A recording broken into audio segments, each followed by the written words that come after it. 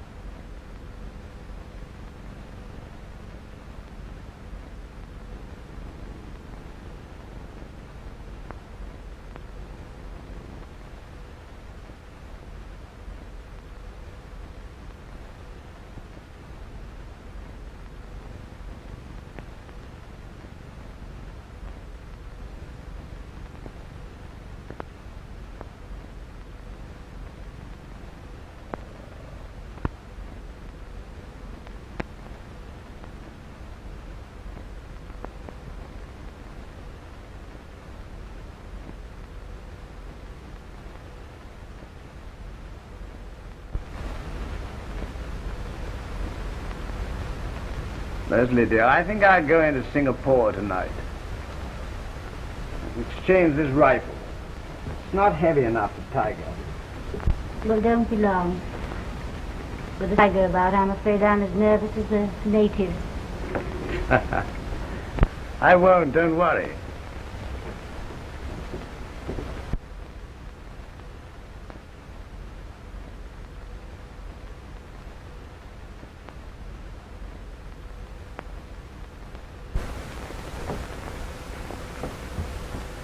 Robert, for heaven's sake, go if you're going. You know, Leslie, it makes me feel awkward and stupid to say some things. I'm not in the least clever. But because I don't say much, don't think I don't appreciate your being out here with me.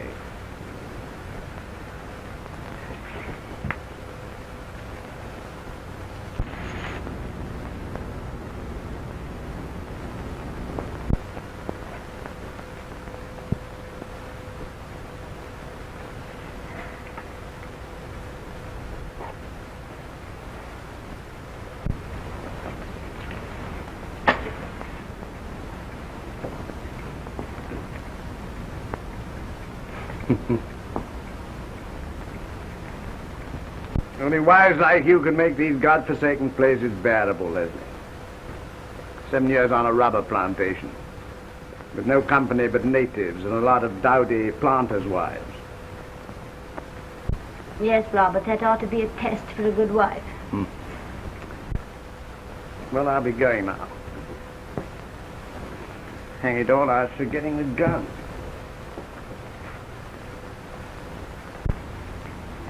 Goodbye. Goodbye, Robert.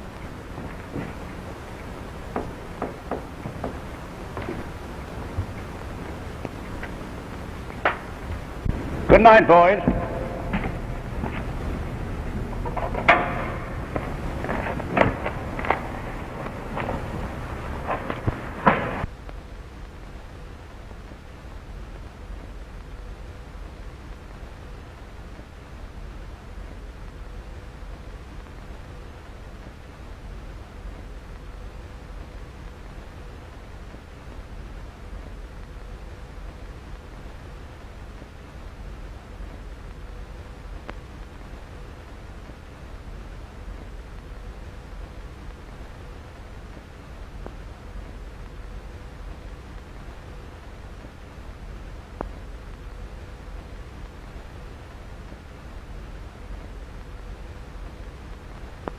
Yama.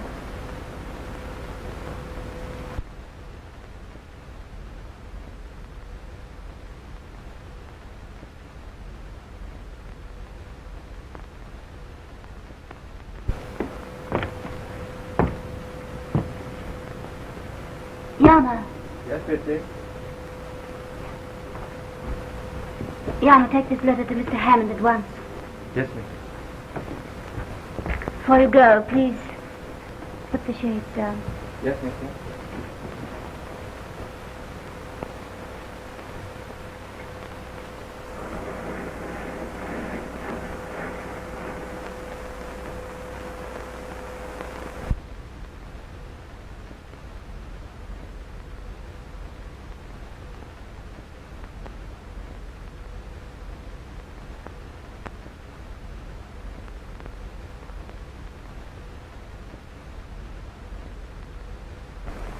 Let each man kill the thing he loves. By each let this be heard. Some do it with a bitter look, some with a flattering word. The coward does it with a kiss, the brave man with a sword.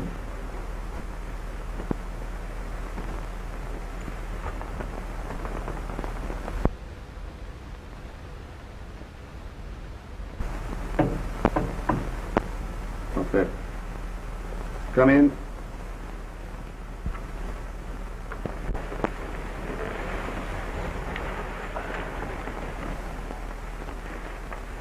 A letter for you. For me.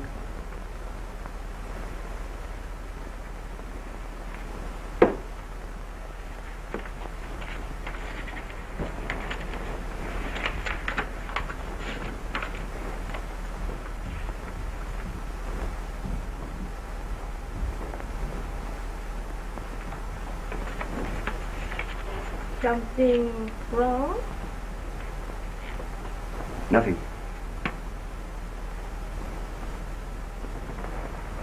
Is it that white woman? No.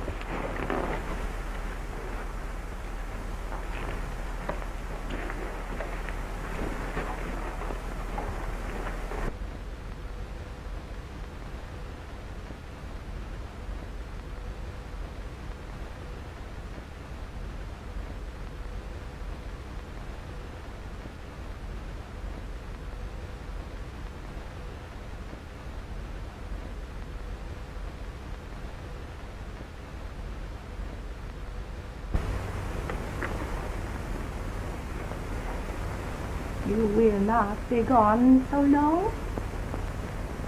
Only for about an hour. I shall be waiting.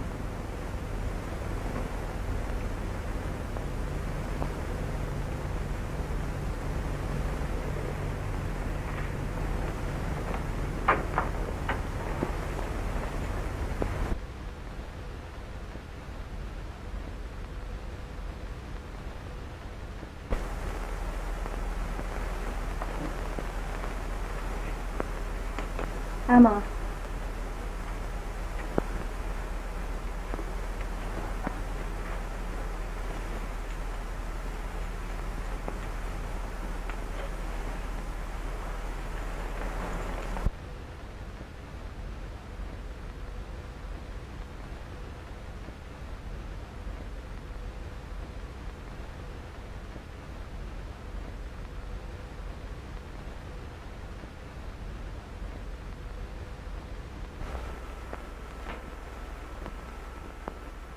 He lied to me.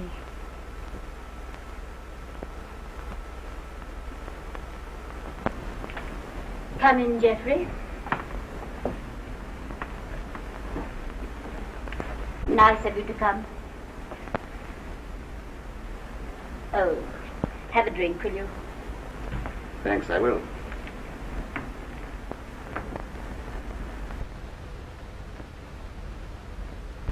I say, is anything the matter? That note of yours was rather hectic. Geoffrey, I can't go on any longer. I'm at the end of my tether. Why, what's up? Oh, don't pretend. What's the use of that? Why have you left me all this time without a sign? I've had an awful lot to do. You haven't had so much to do that you couldn't find time to write me a line. There didn't seem to be any object in taking useless risks. Don't take me for a perfect idiot, please. I say, Leslie, darling, if you sent for me to make a scene, I'm going to take myself off. Geoffrey, don't you know how I love you? Well, darling, you've got a damn funny way of showing it. You drive me to desperation. Leslie, I wonder if you've noticed we hardly ever meet now without having a row. Is that my fault? I don't say that. I dare say it's mine. But when that happens to people who are on the sort of terms that we are, it looks very much as though things were wearing a bit thin. What do you mean by that? Well, when that happens, the common sense thing is to say, we've had a jolly good time, but all good things must come to an end. Jeffrey. I'm all for facing facts. Oh. Jeffrey, what is that Chinese woman doing in your house? My dear, what are you talking about? Don't take me for a perfect fool. Don't you think I know that you've been living with a Chinese woman for months? Nonsense. The common gossip of the campong. My dear, if you're going to listen to the gossip I of want the to natives... know what you're doing with that Chinese woman in your house. I didn't know there was a China woman about. I have seen her. What's she like? Common and vulgar. You're not paying me a very pretty compliment. Jeffrey, will you swear to me that she is not your mistress? Certainly. On your honor? On my honor. That's a lie. All right, then, it's a lie. In that case, why don't you let me go? Because I love you. Because I love you, I tell you. Jeffrey, I love you. There's nobody ever going to love you like I love you. I can't go on without you. Without you, I'm just lost. I know at times that I've treated you so badly and hurt you and all of that, but it's only because I'm so unhappy. My dear, I don't want to make you unhappy, but it's no good beating about the bush. The thing is over and done with. You can't mean that, Jeffrey. You can't mean that. Leslie, dear, I'm terribly sorry, but the facts are there and you've got to face them. This is the end, and you've got to make the best of it. You wouldn't treat a dog like you're treating me. Is it my fault if I don't love you? Damn it all, one either loves or one doesn't. But I love you. You see, I love you. Oh, Jeffrey, I tell you, I'll do anything you want me to do. I'll do anything. It doesn't make any difference what. You won't even give me a chance. Oh, my God, why can't you be reasonable? I tell you, I'm sick and tired of the whole thing. Do you want me to tell you in so many words that you mean nothing to me? Don't you know it? Haven't you felt it? You must be blind. Yes, I know. I know only too well. I've felt it. I don't care. It isn't love any longer. It's madness. It's torture to see you. It's torture 10 times worse not to see you. If you leave me now, I'll kill myself. I swear that I'll kill myself. Go ahead. You don't think I mean it. You don't think I've got the courage. I've no patience with you. You're enough to drive anyone out of his senses. You can do what you like, you can say what you like, but I tell you it's finished. Jeffrey, I won't let you go. I can't. I love you. I love you. I'm fed up. Fed up, understand?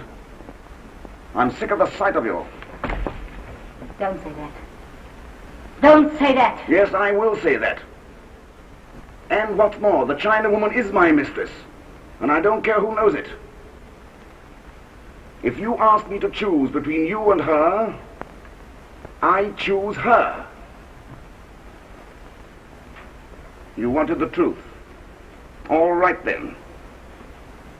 Now you have it.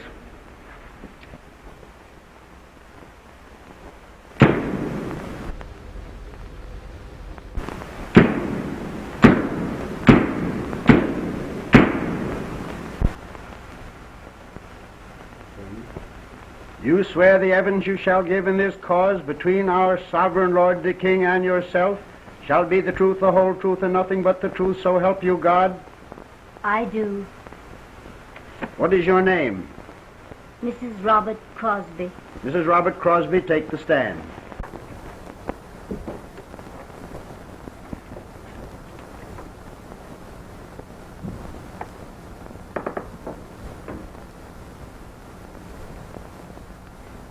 Mrs. Crosby, perhaps it would be better if you told us the whole story in your own way. Do you think you could manage that? I'll try. Well, on the evening of the tragedy, my husband was going to Singapore on business. I wasn't feeling very well, so I stayed at home. I don't mind being alone because planters' wives get used to that sort of thing. So I was sitting quietly working on my lace when I heard footsteps and someone came on the veranda. Yes. Go on, Mrs. Crosby. Well, at first I didn't know who it was. And then he said, "It's I, Jeff Hammond." So I said, "Oh, hello there, won't you come in?" Were you surprised to see him? I was rather, because he hadn't been up to the house for ages, so I told him that Robert had gone to Singapore on business. What did he say to that? He said, "I am sorry, because I was feeling very lonely this evening, and I thought perhaps I'd come along and just see how you folks were getting on." So he helped himself to a whiskey and soda and lit his pipe. Was he quite sober? Well, I suppose he had been drinking, but it didn't occur to me just then. What happened? Oh, we were just chatting quite quietly when suddenly he said something rather silly. What? I don't know if it's really worth while repeating, but he paid me a little compliment. I think perhaps you'd better tell us exactly what he said. He said, "You've got such beautiful eyes. Why spoil them and strain them like that?" See, he was referring to the lace I was making. Had he ever paid compliments to you before? No, never. You see, I was a little taken aback, but I thought it best to take it lightly, and I said, "Well, I don't make any pretensions to being a raving beauty, you know." "But you are," he said. See, it's rather silly to have to say things like that, and Never mind. Please let us have his exact words. well, he said, "You are beautiful, thank God." And what happened then? Well, he just stood and looked me straight in the face and said, "Don't you know that I'm awfully in love with you?" "I don't," I said. It meant so little to me that I really had no difficulty in keeping quite cool. So I said, "I don't think it for a minute. And even if it were true, I don't want you to say it to me." I see. Go on. Well, then he fixed himself another whiskey and soda, and I began to wonder if he hadn't been drinking. So I said to him, "Look here, I think you better not take any more of that." And I was quite friendly about it, but he emptied his glass and put it down and said, "Do you think I'm talking to you like this because I am drunk?" And he asked me that in a very sort of abrupt way. And I said, "Well, that's the most obvious explanation, isn't it?" I really can't go on. I think it's so stupid telling you things like this. Never mind. Please let us have his exact words. He said, "I've loved you ever since I first knew you. I've held my tongue as long as I could, but now it's got to come out. I love you, I love you, I love you." He repeated it just like that, and his eyes were all funny. And he said, "And I won't go home now." So I lost my temper and I cried at him, "You poor fool, you don't you know that I've never loved anyone but Robert? And even if I didn't love Robert, that you are the last person in the world that I should care for?" So he said, "What do I care? Robert is away." Well, that was the last straw. I was simply beside myself. I thought him just a filthy swine to talk to me like that because Robert was away, so I said, "If you don't leave this very minute, I'm going to call the boys and have you thrown out." And with that, he just said, "The boys are out of earshot." And he took hold of me and turned me around, and I screamed, "Let me go." But he said, "Not much, not much. I've got you now." So then I cried out as loud as I could, "Boy, boy." But he held his hand over my mouth.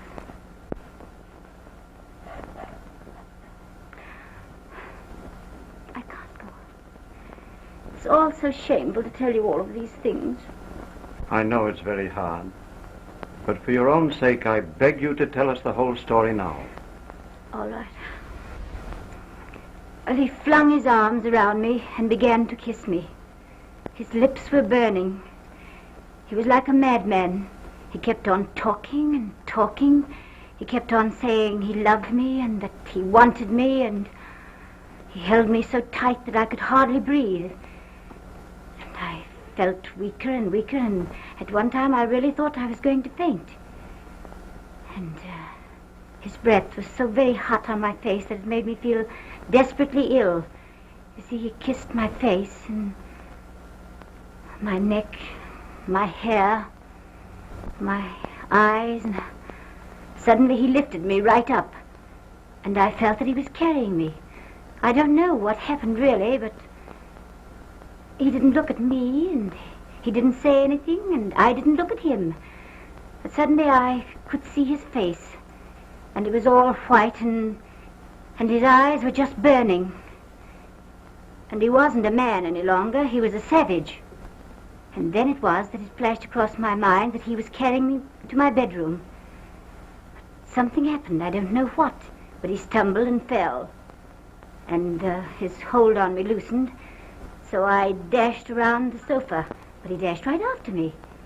And there was a revolver on the table, and I snatched it up. I didn't even know I fired. But I saw him stagger out towards the veranda, and then I saw him fall. And I heard the reports, one after the other. And I really don't ask you to believe me, but I didn't even know I was pulling the trigger. And suddenly I heard a little click. And I realized that I had fired all of the cartridges, and the gun was empty.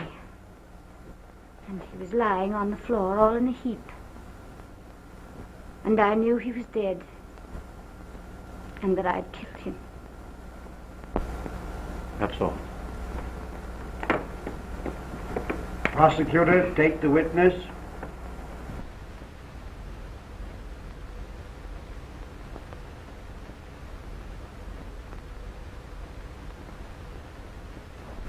Mrs. Crosby, is it not true that Mr. Hammond at one time was a frequent visitor in your home? Yes. And hadn't those visits kept up until the night of the murder? No, he hadn't been to our house for over 3 months. Just why did he stop coming? Well, my husband and I had heard that he was involved in some sort of scandal with the half-caste Chinese woman, and we thought it better that he didn't come along. Did you ever see this woman? Yes, I saw her walking in the village. Was she attractive? No, I shouldn't say so. She was rather common and vulgar. All painted up with a lot of bracelets and bangles. You never met this woman or spoke to her? Of course not. The Crown rests.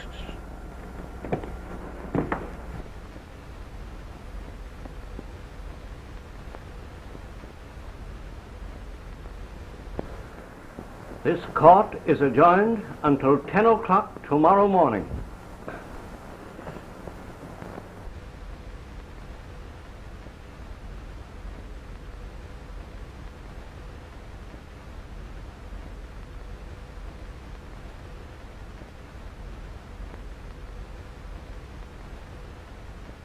Your wife's a fine woman, Crosby. It's a shame she has to be dragged through all this muck for a rotter like Hammond. Thanks, old man. Well, Ong? Is that all for this, sir? Yes, thank you, Ong. I'll see you later at the office.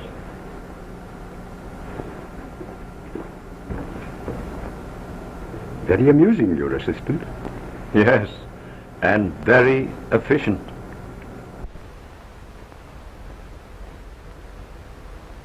先生，你見諒下我啦。有乜事啊？呢個係我女人嚟嘅，佢因為上邊岸呢就好多事幹噶啦，牽佢有兇神，咁樣咧佢有好多事幹嘅，因為咁樣以前呢咁樣嘅，佢食。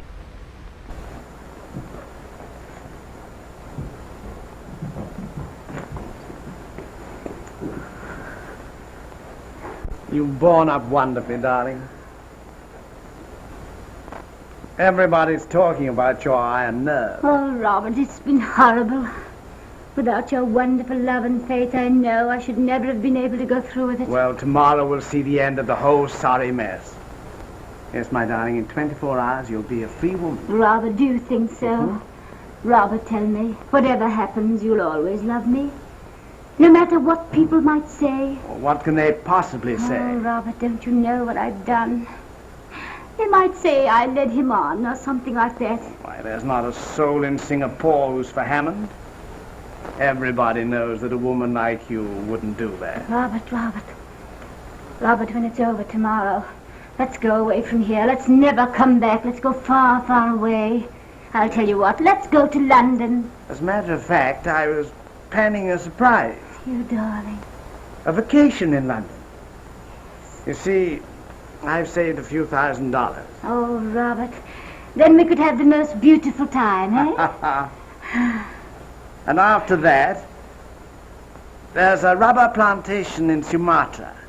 A chap I know must sell out cheap. It's our big chance. Yes. Yes, that's our big chance. No more slaving for the company. We'll be out for ourselves. Why, in 5 years, we'll be independent for life. Yes, of course we will. I'm sorry, sir, but the time is up. Tomorrow? Tomorrow.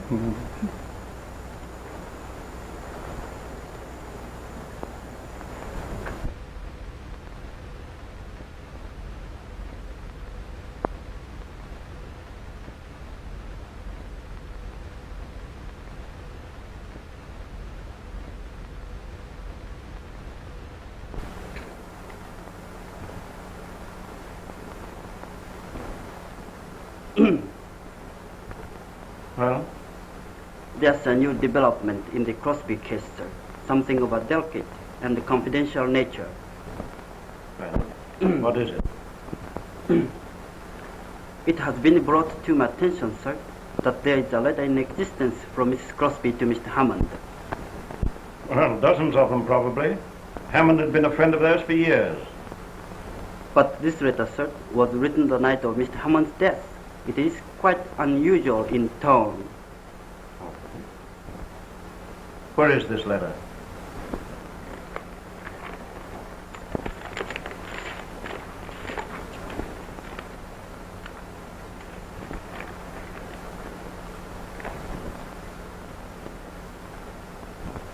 Yes, its tone is, as you say, quite unusual. Oh, it's inconceivable that Mrs. Crosby should have written such a letter. It's not even in Mrs. Crosby's handwriting. I know it, sir. But the original is in the possession of a Chinese woman who was living in Mr. Hammond's house, sir. I see. What does she intend to do with it? She places a very high value on it, sir, as evidence. Oh. Just what value? $10,000. $10,000. She's crazy. Mr. Crosby would certainly pay it, rather than have his wife hanged by the neck, sir. Where would Robert Crosby get $10,000 anyway? The Chinese woman has already taken steps to assure herself that the sum is not impossible, sir. Very well, Owen. In the interests of my client, I'll do what I can. All right, sir. There are two conditions the Chinese woman has insisted upon, sir. Damn her impudence. What are they? Mrs. Crosby must bring the money herself. What?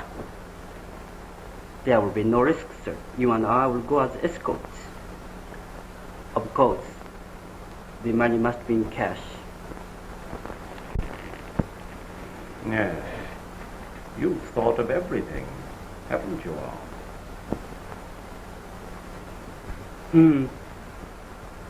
Well, I have been educated in the schools of the white man. I have learned much from the books the white man has written, sir. And how about the books The Chinese have written? Only one, sir. Confucius.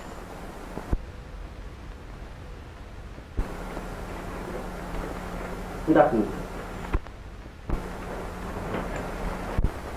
Damn clever, these Chinese.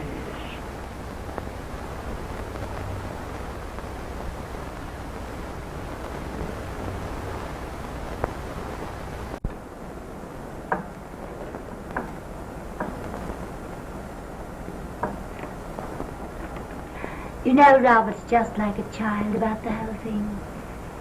After tomorrow, he tells me he's going to take me far away from this place forever. No, he wants to go to Sumatra. But before that, he's promised to take me to London. Mrs. Crosby, I think I should tell you that there is in existence a letter in your handwriting from you to Hammond. That's impossible. You'd better read it for yourself. Well, that's not my handwriting. I know. It's said to be an exact copy of the original. What does it mean? That's for you to say. But I didn't write the letter. That's a forgery. It would be difficult to prove that. It would be easy to prove that it was genuine. Well, if I did write it, I've forgotten all about it. I might have written it years ago. It has no date. I noticed there was no date. But if this letter were in the hands of the prosecutor, they'd cross-examine your houseboys. They'd soon find out whether someone took a letter to Hammond on the day of his death. I swear I did not write the letter. Then we needn't go into the matter further. But if the person who possesses this letter sees fit to place it in the hands of the prosecution, you will be prepared. What would anyone be inclined to think who read that letter? That you told a deliberate lie. When? Under oath in court today. Well, I don't think it's so very strange that one little detail escaped my memory. Your memory has reproduced very exactly every particular of your interview with Hammond. It's very strange that you should have forgotten so important a point as that he came to the bungalow on the night of his death at your expressed desire. I hadn't forgotten. Then why didn't you mention it? I was afraid to. I thought if I told you that Hammond had come at my invitation, none of you would believe my story. I know that's very stupid and silly, but after I'd once told you that I had no communication with him, I was obliged to stick to it. Perhaps the terms of the letter are not very clear to your recollection. I'll read it to you. Robert will be away for the night. I absolutely must see you. I shall expect you at 11. I am desperate, and if you don't come, I won't answer for the consequences. Well, I admit that it's all extravagant and emotional, but I write like that, you know. I must have been very much mistaken. I've always looked upon you as a very reserved and self-possessed woman. After all, Geoffrey wasn't such a distant acquaintance. By the way, did you call him Geoffrey? Well, of course, everyone did. Mrs. Crosby, I've got to talk to you very, very seriously. This case was comparatively plain sailing. Although Geoffrey Hammond was much liked and on the whole thought highly of, I was prepared to prove that he was the sort of man who might be guilty of the crime which, in justification of your act, you accused him of. The fact, which was discovered after his death, that he'd been living with a Chinese woman, robbed him of any sympathy that might be felt for him in the minds of all respectable people. I told your husband just now that I was certain of an acquittal. And I wasn't merely telling him that to cheer him up. I do not believe the jury would have left the box. But this letter has thrown an entirely different complexion on the case. I don't know what you're driving at. You mustn't expect other people to be stupid. This letter will put them on the track of suspicions that thus far have entered nobody's head. I won't tell you what I personally thought when I read it. I'm your legal advisor. I shall represent you in court. I take your story as you tell it to me, and I shall conduct your defense according to its terms. I do not wish you to tell me anything but what is necessary to save your neck.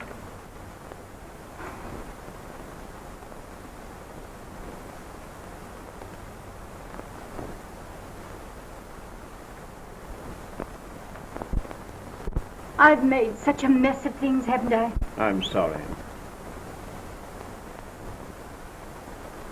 Who has the real letter? The Chinese woman who was living in Hammond's house.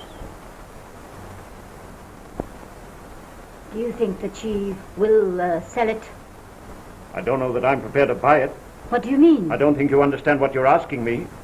You're asking me to do something that is no different from suborning a witness. You don't mean to tell me that you could save me and you won't do it? You can't be that cruel. I'm sorry if it sounds cruel. I want to do my best for you, Mrs. Crosby. But a lawyer has a duty not only to his client, but also to his profession. I put myself in your hands. I know I have no right to ask you to do anything that isn't proper. I'm asking more for Robert's sake than for mine. And I think if you knew everything, you'd believe I was deserving of your pity. Poor old Bob, it'll nearly kill him. He's so utterly unprepared. He's so kind and so good. I don't think he's ever harmed anyone in all his life. You mean everything in the world to him, don't you? I suppose I do. And I'm very grateful for the love he's given me. Well, I'm going to help you all I can. But don't think I don't know I'm doing wrong. I am. I'm doing it with my eyes open. This woman demands $10,000. She also demands that you take the money to her and ask for the letter yourself. I won't do that. Then she'll turn the letter over to the prosecutor.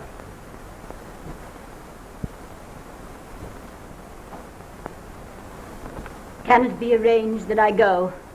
The prosecutor joined me and placing before the judge a request that you be allowed to spend the night in my house under police custody. I'm sure the judge will grant it. We can go from there. As Robert's gone back to the plantation, I'll advance the money myself tonight. It won't be necessary to show Robert the letter, will it? Don't you want him to see it? No. Well, I'll do everything in my power to prevent him from seeing it until after the trial. He'll be an important witness. I think it very necessary that he be as firmly convinced of your innocence as he is now. And afterwards? Afterwards, I'll still do my best for you. Not for me, for Robert. If he loses his faith in me, he loses everything. It's strange that a man can live with a woman for 10 years and not know the first thing about her. It's rather frightening. I'll call for you here later.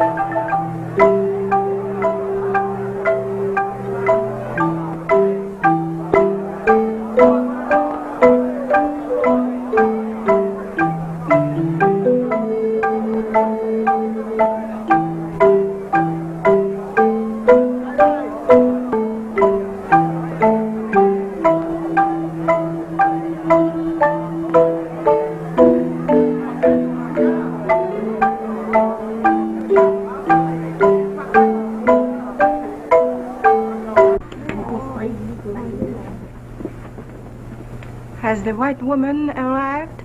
No.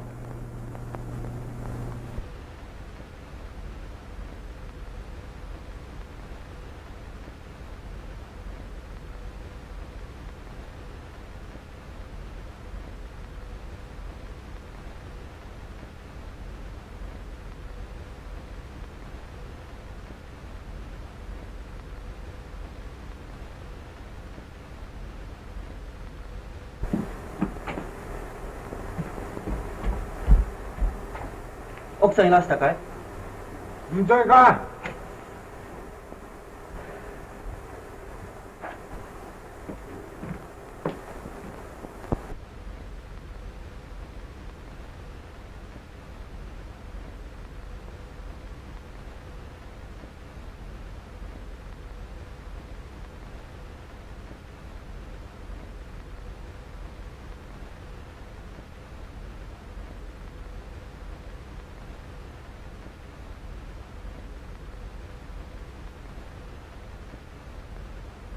？I'll wait for you here.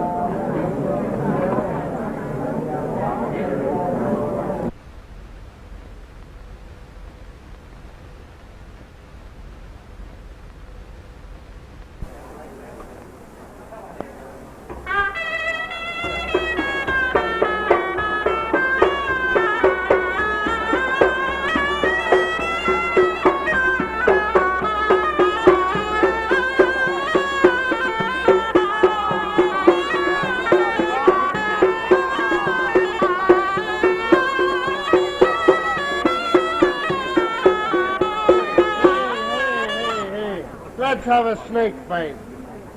You want to see the snake fight? Yes. How much? It costs you $25. $25. If you want to see something good, Yes. yeah, never see him. How much? 25. No good. Hi, come down. I'm going to fix it for you for $20. All right, let's have it.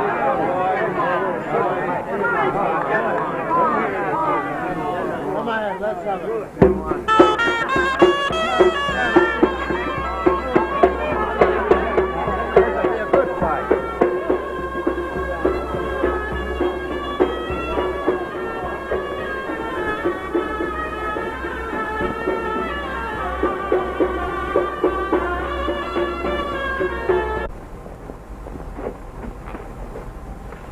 Wait, woman, see here now.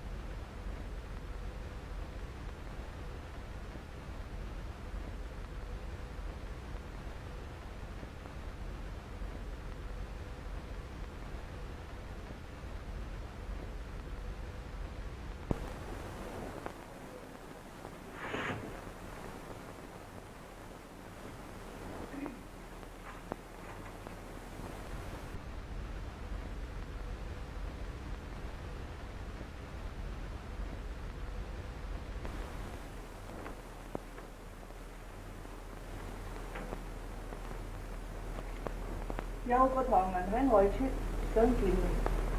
Hay là anh thằng ở đâu đó? Phải gạch sâu rồi. Ngại.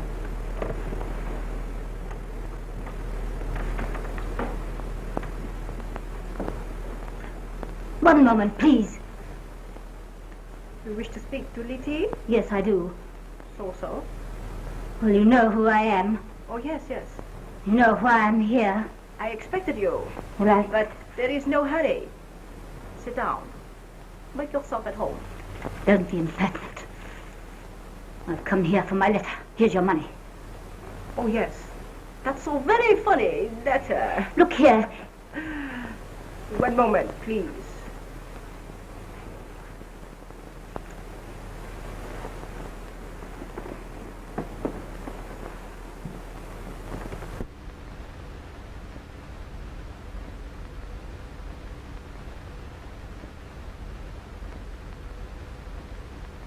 고등도 떨지 뭐. 로왔다네, 아이고, 내 다가.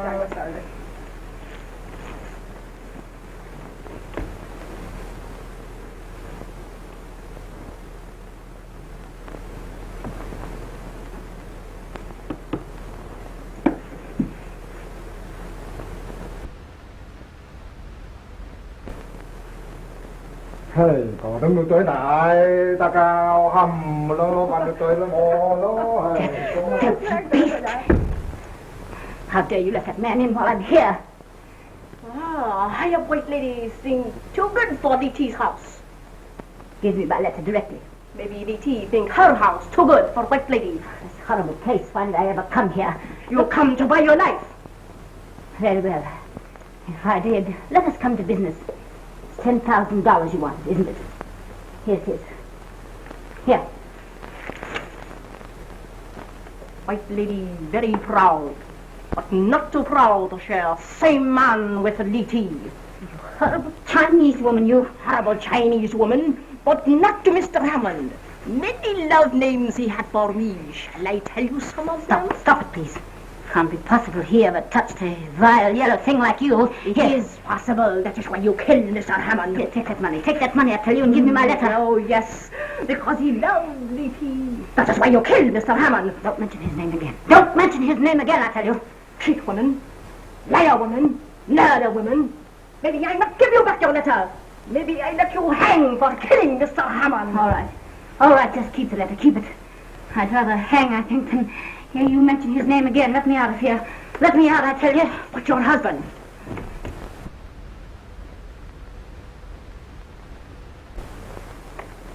That husband you cheat so. How they will laugh at him. Yes. How all Singapore will laugh.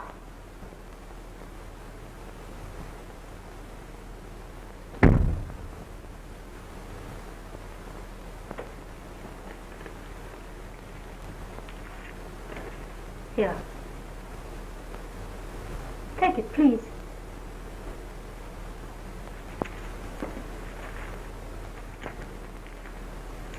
There. Give me the letter.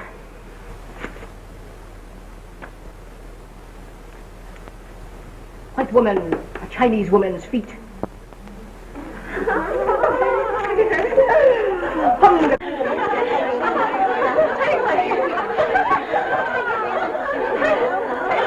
Anh cái gì lù cười.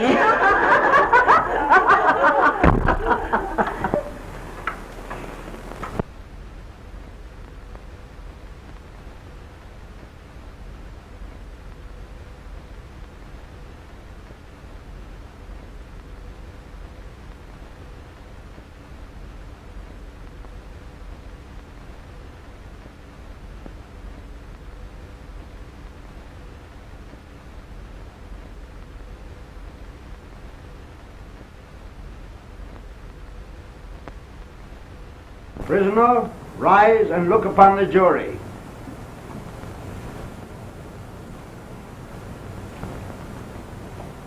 Jurors, rise and look down on the prisoner.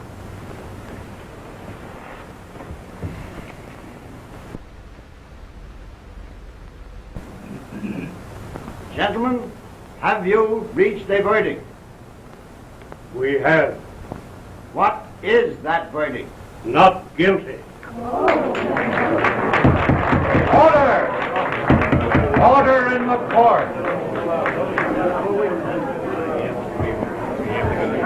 That's it, darling.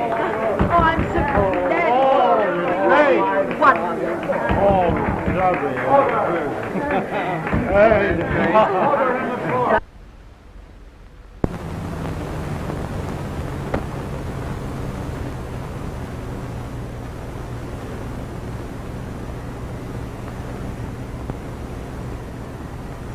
I say, Howard, I was never so happy in all my life.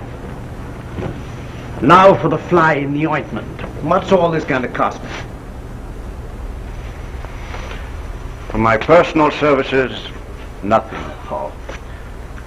But there have been certain out-of-pocket expenses I'm afraid will be a little stiff. I know, you lawyers are all alike, a lot of Roberts. How much will these expenses amount to? Well, there was one item, a letter of your wife's, I thought we ought to get hold of. A letter? Yes.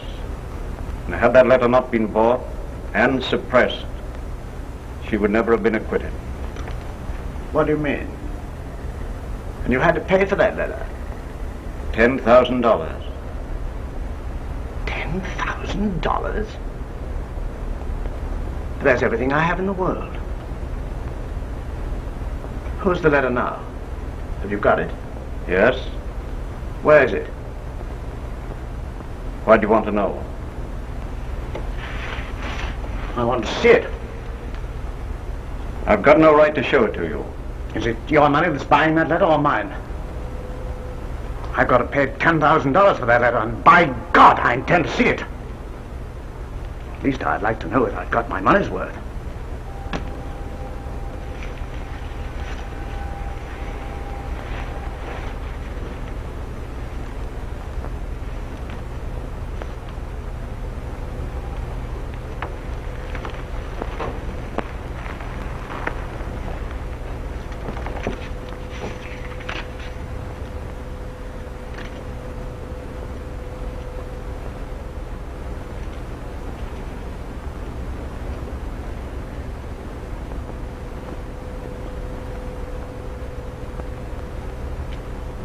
You know, darling, I've a kind of feeling that you're going to be even happier than ever.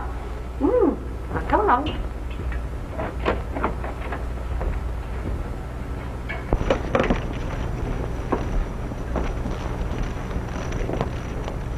Now let's celebrate. Robert. Robert. Your cocktail. Where's my cocktail?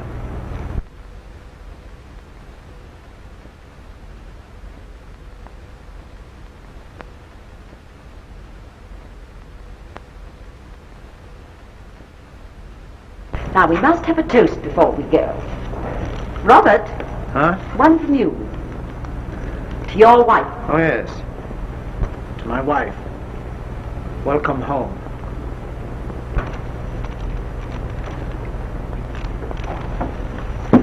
Now, come along, Howard. We must be going home. Oh, no. Not really. Don't go now. Yes, my dear. We are going to leave you two lovebirds together. Oh, what a dear. I am sorry you must go. Good night, old man. Thanks, Howard. I'll see you at your car.